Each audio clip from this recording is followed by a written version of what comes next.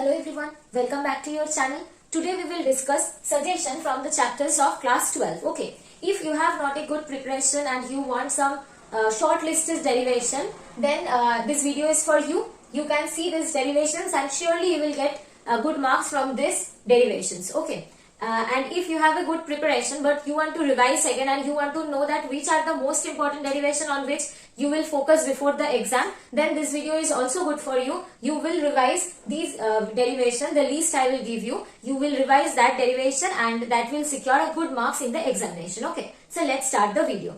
The first chapter of class 12 is electric charges and field. Electric charges and electric field. From this chapter, electric dipole is present in the chapter.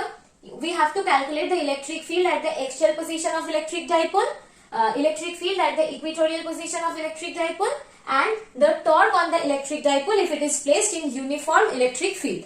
These three derivations are very important from this chapter. Number one is the determination of electric field at axial position of electric dipole and electric field at equatorial position of electric dipole, and this one is the torque experienced by the electric dipole if it is placed uniform electric field. Okay. Now come to the next topic, that is the Gauss's theorem. In Gauss's theorem, you will read the statement of the Gauss's theorem. Then you will do these three derivations from the Gauss's theorem. Using Gauss's theorem, you have to calculate the electric field due to a plane charge sheet and calculation of the electric field due to a line charge using Gauss's theorem, and also the calculation of electric field due to a charge shell using Gauss's theorem. These are the three proofs related to Gauss's theorem. So total I have mentioned 6 derivations from this chapter that you should revise before your examination. These are very important for your exam. And now we will move to the next chapter, and these 6 derivations are also present in my channel. You can go to that, or I will share the link in the description box. Even you can go to that and you will get all of these derivations in my channel. If you want to read them from your textbook, then it is also okay. You will get all this derivation in your NCERT book. Okay. Now we will move to the next chapter. This is the second chapter, electric potential and capacitance. From this chapter, we will derive the potential due to a dipole. We have to derive the potential at any point due to a dipole. Okay, this is the first derivation which is important. And next, we will calculate the capacitance of a parallel plate capacitor without any medium. That means in vacuum or air. And second, the parallel plate capacitor, calculation of the capacitance of the parallel plate capacitor using a medium. Okay, using a dielectric medium. And the third one is parallel plate capacitor, calculation of the capacitance of a parallel plate capacitor with a dielectric slab. Okay, these are 3 derivations, number 1, number 2 and number 3. So total now 4 derivations you have to do. These 4 derivations are important from this chapter. You will get all these derivation in the revision series of my channel.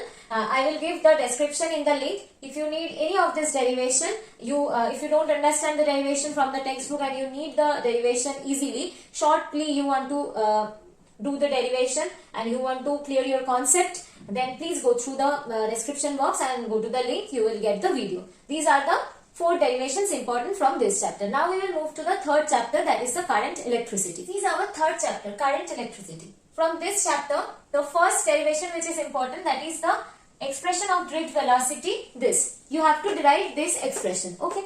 Second one is you have to derive the expression of current in terms of Vd. The expression was, this was the expression. You have to derive this expression. Number 3 is derivation of Ohm's law from Vd. This is another form of Ohm's law. You have to derive this form of Ohm's law starting from the drift velocity. Then the combination of cells, you have to derive the expression for series combination and parallel combination of cells. And number 5 is the balanced Wheatstone-Bridge condition. We all know this, the balanced Wheatstone-Bridge condition is P by Q equals to R by S. We have to derive this expression. So from this chapter, we are getting 5 derivations which are very important. Okay, I am giving a very short list of derivation to you. So try to complete this all derivation. Don't neglect any one from this. These are very important for derivation basis or for numericals also. So please go through this. Okay, now we will move to the next chapter. This is our 4th chapter, moving charges and magnetism. From this chapter, the first derivation we will do, Using Biot-Savart law, we will try to calculate the magnetic field at the axial position of current carrying circular loop. Using Biot-Savart law, we will calculate the magnetic field at the axial position of current carrying circular loop.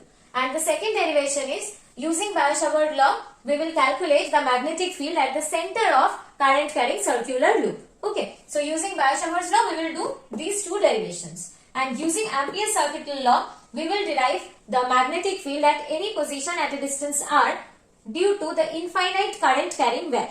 Okay, so using Ampere's circuital law, we will do one derivation for infinite current carrying wire. And number 3 is the derivation of the expression of the force between two parallel current carrying conductor.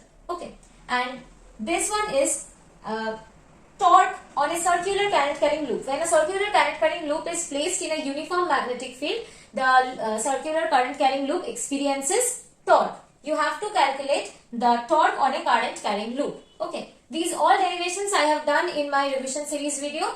Go to the description box and you will get the link. And you have already done this, then revise yourself and do many more times in your copies so that you will be comfortable with these derivations and you will get much more time in solving the numerical. So that if you can do these derivations easily in a very less time, then you will give more time in the numericals in the exam. So practice this derivation. We have already told you suggestion from this 4 chapters. For the other chapter, we will give the suggestion. Till then, you will do these derivations and practice. We will come back very soon. If you want suggestion from the other chapters also, then please like, share and subscribe the channel and share the videos with your friends. Thank you everyone.